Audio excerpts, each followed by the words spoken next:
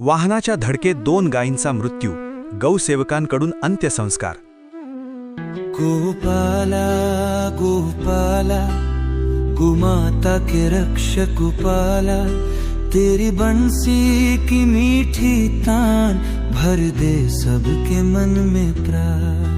खामगाव नांदुरा रोडवरील पारखेड फाटाजवळ अज्ञात वाहनाच्या धडकेत 2 गायींचा जागीच मृत्यू झाल्याची दुर्दैवी घटना घडली। धडक इतकी भीषण होती की दोन्ही गायींच्या डोक्याला गंभीर मार लागला होता।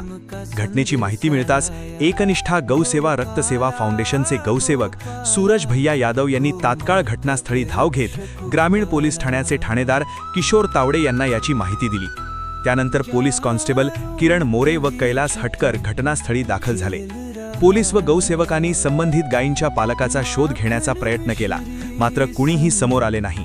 अखेर भर उन्हात गौसेवक सूरज भैया यादव यांच्यासह पृथ्वीराज सियाराम, किशोर कटकवाल, विशाल देशमुख, नाना चिखले, ज्ञानेश्वर वाघ, आशिष काटकर, अनिल भोपळे, अजय कडुकार तसेच पोलीस कर्मचाऱ्यांनी रस्त्याच्या कडेला जेसीबीच्या सहाय्याने मोठा खड्डा खोदून दोन्ही गायींवर विधिवत अंत्यसंस्कार केले।